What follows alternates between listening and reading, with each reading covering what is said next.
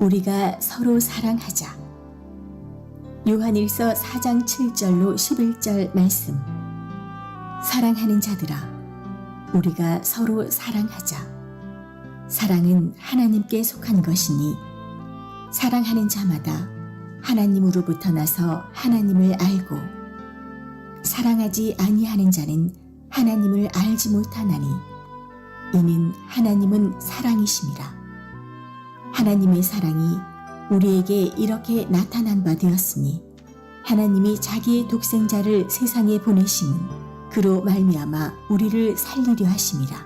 사랑은 여기 있으니 우리가 하나님을 사랑한 것이 아니요 하나님이 우리를 사랑하사 우리 죄를 속하기 위하여 화목제물로 그 아들을 보내셨습니다. 사랑하는 자들아, 하나님이 이같이 우리를 사랑하셨은즉 우리도 서로 사랑하는 것이 마땅하도다. 아멘. 오늘도 복된 주일, 우리 주님이 여러분들과 이 시간에 함께 계심을 믿습니다. 주일을 거룩하게 구별하여 일부 예배로 예배당에 오신 여러분, 또 여러 가지 특별한 사정으로 인터넷을 열어 예배 드리는 여러분, 하나님은 여러분들을 사랑하십니다. 아멘. 여러분이 지금까지 요한일서 강해를 들으면서 마음에 어떤 생각이 듭니까? 마음이 평안합니까? 아니면 긴장이 됩니까? 아무 생각도 안 든다, 그러면 이제 할 말은 없고요. 제가 평안해요? 긴장이 돼요? 요한 일서를 잘 이해하면서 들은 분들은 대부분 마음에 이 두 가지 감정이 다 오는 것이 나는 당연하다고 생각을 합니다. 사도 요한은 요한 일서를 통해 우리가 구원받은 하나님의 자녀라는 확신을 갖도록 하기 위해 부드러우면서도 대단히 뼈있는, 긴장시키는 이야기를 하고 있습니다. 단순히 예수님 믿으면 구원받았으니 안심하고 평안하라고 위로하는 것이 아닙니다.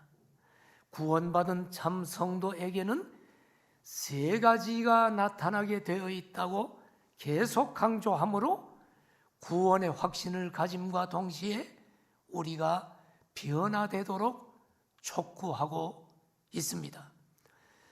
구원받은 성도에게 구원의 증거로 나타나야 할 세 가지가 뭐였지요? 지금 정리를 하는 겁니다. 누가 알 수 있을까요? 구원받은 성도에게 나타나는 구원의 증거, 첫째는 구원받은 사람은 의를 행하는 것이 나타난다. 두 번째, 형제를 사랑하는 것이 나타난다. 세 번째는 예수님의 성육신 교리를 믿는 것이다. 지난주 설교입니다. 예수님이 육체로 오신 것을 믿는 자마다 하나님께 속했다. 이 세 가지가 나타날 때 구원받은 하나님의 자녀임이 증명되는 것이라고 말하면서 특별히 이 세 가지 중에 뭘 더 강조하고 있는 줄 알아요? 사도 요한이 사랑에 대해서 더욱더 강조하고 있는 것을 보게 됩니다. 오늘 어떻게 성가대 찬양이 설교 제목하고 좀 딱 맞았어요? 설교 제목을 알려준 적이 없어요? 설교 제목은 금요일 날이나 지금 인쇄 넘어가서 나옵니다. 토요일 날 나오는데, 우리가 서로 사랑하자. 여러분, 우리가 이미 요한 일서 강해를 들은 대로 요한은 계속해서 사랑하라 하는 말을 반복적으로 말하고 있어요. 요한일서 2장에서도 형제를 사랑하는 자가 빛 가운데 거하는 자다. 2장 7절에서 11절이죠. 요한일서 3장에서도 형제를 사랑하는 자는 하나님께 속한 자다. 영생이 그 속에 있는 자다. 요한일서 3장 10절에서 24절이죠. 그리고 오늘 요한일서 4장 7절부터 마지막 21절까지 통해서 우리가 서로 사랑하자고 하면서 사랑에 대해 반복적으로 강조하는 것을 봅니다. 사도 요한을 사랑의 사도라고 부릅니다. 그런데 요한이 원래부터 사랑의 사도가 아닙니다. 성질이 불같아가지고요, 우레의 아들이라고 하는 별명까지 가지고 있었습니다. 그런 그가 이제 변화되었습니다. 사랑의 사도가 된 것입니다. 오늘날 정통교회 교리를 가지고 있다는 교회의 단점은 서로에 대한 사랑이 부족하다는 점입니다. 오늘과 다음 주 두 주에 걸쳐서 제가 요한일서 4장 7절부터 마지막 21절까지 본문으로 사랑에 대해 말씀을 전하려고 합니다. 오늘은 요한일서 4장 7절에서 11절 말씀을 가지고 우리가 서로 사랑하자라는 제목으로 하나님의 말씀을 전하겠습니다. 우리가 왜 사랑해야 할까요? 왜 사랑해야 합니까? 첫째로, 사랑은 하나님의 본질적 속성이기 때문입니다. 성경을 봅시다. 요한일서 4장 7절에 사랑하는 자들아 우리가 서로 사랑하자. 왜? 사랑은 하나님께 속한 것이니. 사랑은 하나님께 속한 것이다. 다시 말해, 사랑은 하나님께로부터 나온 것이라는 거예요. 사랑의 근원이 하나님이시라는 말입니다. 그리고 요한일서 4장 8절을 보면 하나님은 사랑이시다. 사랑하지 아니하는 자는 하나님을 알지 못한다. 왜 그런 줄 아느냐? 하나님은 사랑이시다. 하나님은 사랑의 근원일 뿐만 아니라 하나님께서 사랑 자체라는 말입니다. 하나님의 본질적 속성이 사랑이라는 뜻입니다. 이 말씀은 사랑이 하나님의 본질적 성품이기 때문에 하나님께서 참 사랑을 보여주셨다는 의미를 담고 있습니다. 하나님께서 우리의 아버지이시고 우리가 하나님의 자녀라면 자녀는 아버지의 성품을 담는 것이 당연합니까? 아닙니까? 당연하죠. 그러므로 우리는 서로 사랑해야 됩니다. 사랑이라는 단어가 우리말은 사랑 이렇게 한 가지로 표현하지만 헬라어를 보면 사랑이라는 단어가 여러 개가 있어요. 몇 가지 소개할게요. 첫째는 헬라어의 에로스라고 하는 단어가 있는데 이것은 육정적인 사랑, 성적인 사랑을 에로스라고 합니다. 두 번째는 필로스의 사랑인데 이 필로스는 친구 간의 우정적인 사랑입니다. 세 번째는 스토르게의 사랑인데 이것은 부모 자식 간의 사랑과 같이 가족 사랑을 스토르게라고 합니다. 그리고 네 번째는 아가페라고 하는 사랑인데 이것은 거룩한 사랑, 헌신점이며 희생적인 사랑, 하나님의 사랑입니다. 오늘 본문 7절에서 우리가 서로 사랑하자라고 하는 이 사랑은 헬라어 원어를 보면 아가페라는 단어로 쓰여 있어요. 여러분, 우리가 아가페의 사랑을 하자, 하나님의 사랑을 하자. 믿는 자들에게 하나님은 얘기합니다. 이 사랑은 하나님께서 가지고 계신 사랑입니다. 무조건적이고 희생적인 사랑입니다. 예수님께서 새 생명을 주시면서 서로 사랑하라고 말씀하셨죠? 요한복음 13장 34절 이하에 보면 새 계명을 너희에게 주노니 서로 사랑하라. 내가 너희를 사랑한 것 같이 너희도 서로 사랑하라. 35절, 너희가 서로 사랑하면 이로써 모든 사람이 너희가 내 제자인 줄 알리라. 내가 하나님의 자녀라면 아버지인 하나님의 성품을 닮아 사랑하는 것이 마땅하다. 내가 예수님을 믿는 예수님의 제자라면 서로 사랑하는 것이 마땅하다. 지금 이 얘기입니다. 자, 이야기 하나 할게요.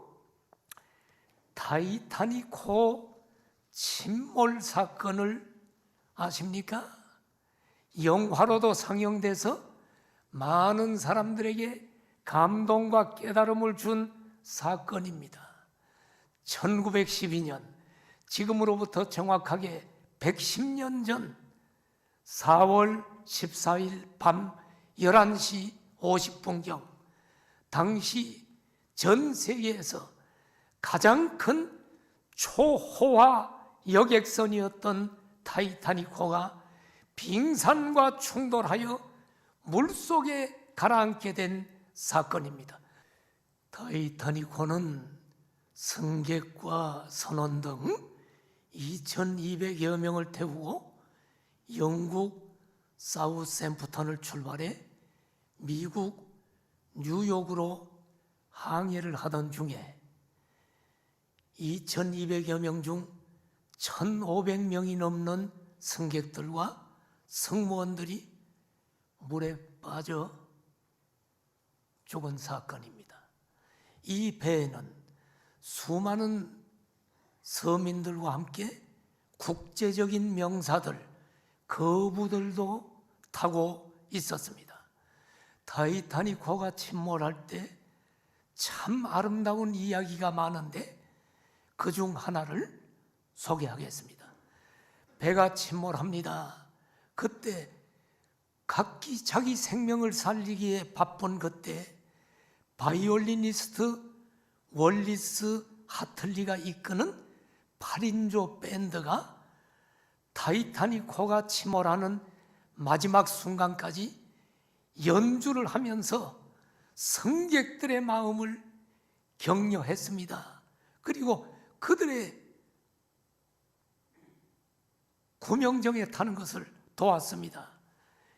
영화를 보면 그들이 연주한 곡은 찬송가 내 주를 가까이 하게 함을 이라는 찬송입니다.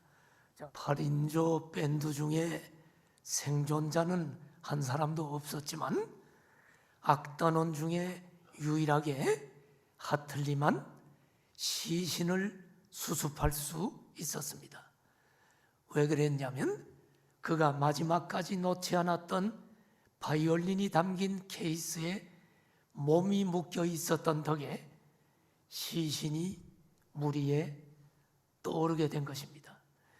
이들에게는 하나님의 속성인 아가페 사랑이 있었던 것 같습니다.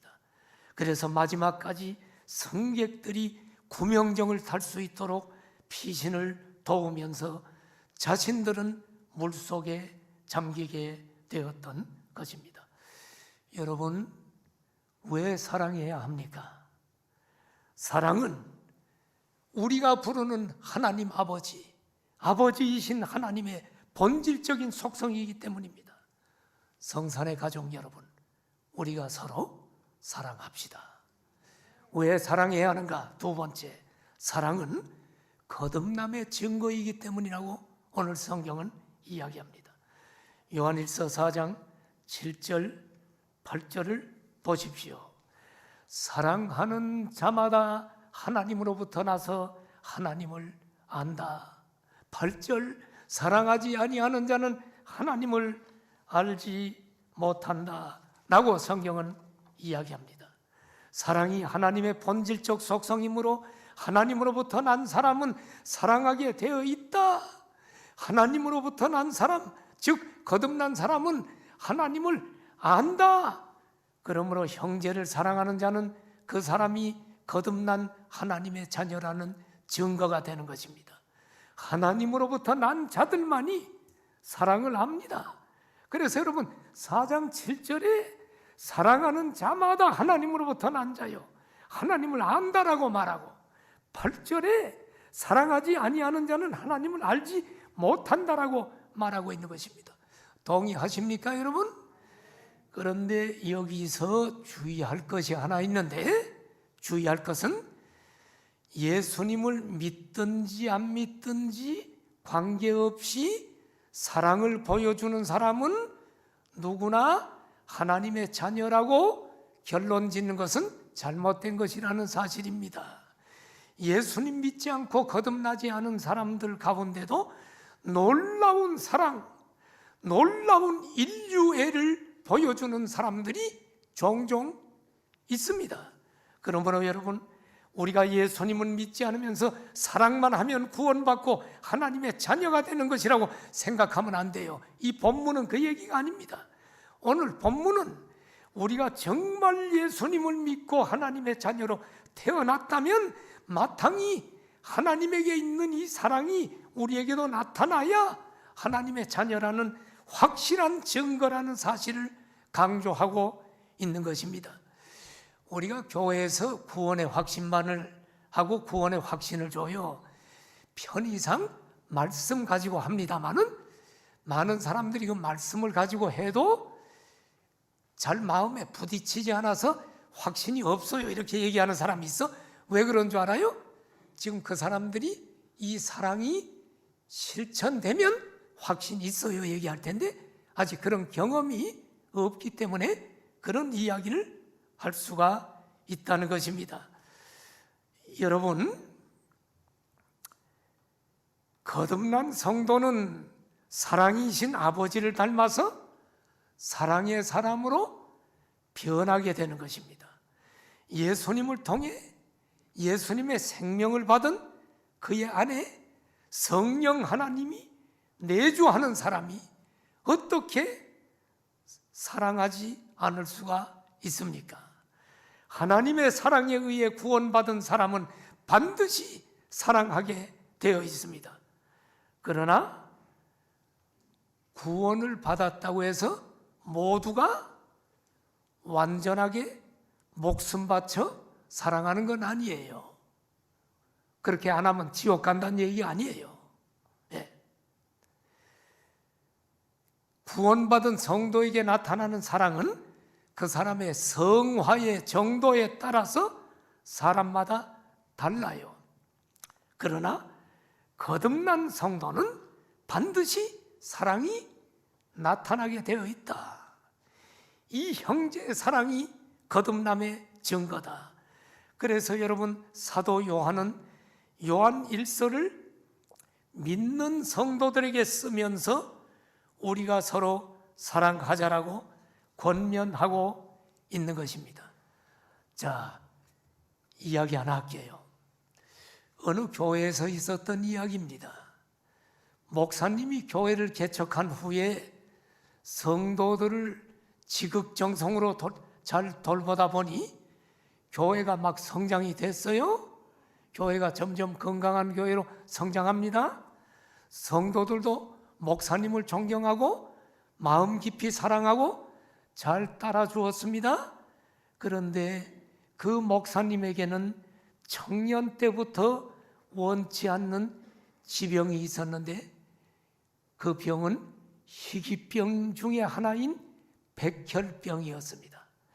한동안 괜찮았었는데 또다시 백혈병이 재발되었습니다. 이번이 벌써 3번째 재발인 까닭에 면역 기능이 거의 바닥으로 떨어져서인지 몰라도 의사들도 이번에는 회복이 어려울 거라고 비관적으로 말했습니다. 그러나 가족들과 성도들은 사람이 어렵다고 해도 하나님은 할 수 있다라고, 전능하신 하나님이 할 수 있다고 믿고, 성도들과 가족들은 40일 작정 새벽 기도를 하면서 우리 목사님 기적을 베풀어 주시고 백혈병 고쳐달라고 금식하며 매달렸습니다. 그런데 기적이 일어났습니다. 40일째 되는 날 하나님이 극적으로 이 목사님을 치유해 주셔서 드디어 퇴원을 하게 되었습니다. 너무너무 감사해서 목사님은 퇴원하고 집으로 간 것이 아니라 감사 기도를 드리기 위해 교회로 왔는데, 교회 도착해서 예배당 문을 연 목사님은 깜짝 놀라지 않을 수 없었습니다. 예배 시간도 아닌데 예배당 안에 성도들로 가득 차 있었기 때문입니다. 목사님을 더욱 놀라게 한 것은 그 교회에 충직한 안수 집사 5명이 있는 교회였는데, 5명 전원이 모두 머리를 빡빡 민 채로 휠체어에 탄 목사님을 마중 나왔기 때문입니다. 영문을 몰라서 목사님이 어찌된 일이냐고 물어보니까 이렇게 얘기합니다. 목사님, 그동안 치료를 받느라 목사님 머리카락이 다 빠진 것을 알고 그 모습으로 목사님이 교인들 만나면 혹시나 멋쩍어 하실까봐 우리도 모두 머리를 삭발했습니다. 목사님 마음을 편안하게 해드리는 방법이 뭘까를 생각하다가 우리 안수집사 전원 5명이 머리를 깎기로 했습니다. 이 사건은 실화입니다. 지금은 주님 품에 안겨 계시는 고 김남기 목사님과 커네티컷 한인 선교교회 성도들의 이야기입니다. 사랑하시는 여러분, 우리가 거듭난 성도들에게 나타나는 것이 그리스도의 사랑이라는 사실입니다. 사랑하시는 성산의 가족 여러분, 우리도 하나님의 사랑으로 모든 죄 용서받고 구원받은 하나님의 자녀입니다. 우리가 서로 사랑합시다. 잠깐 동안 우리는 잘못된 생각이나 오해로 한 교회 속에서도 형제 자매인 성도를 미워할 수는 있지만, 미워하고 있다면 오늘 성령님께서 우리를 깨닫게 해 주실 것을 믿습니다. 사랑은 거듭남의 증거입니다. 마지막 3번째로, 왜 사랑해야 하는가? 하나님께서 우리를 위해 독생자 예수 그리스도를 제물로 내어 주셨기 때문이라고 오늘 성경은 이야기합니다. 요한일서 4장 9절을 보십시오. 하나님의 사랑이 우리에게 이렇게 나타난 바 되었으니 하나님이 자기의 독생자를 세상에 보내심은 그로 말미암아 우리를 살리려 하심이라. 하나님의 사랑이 이 세상에 독생자를 보내시는 것으로 나타나셨어요.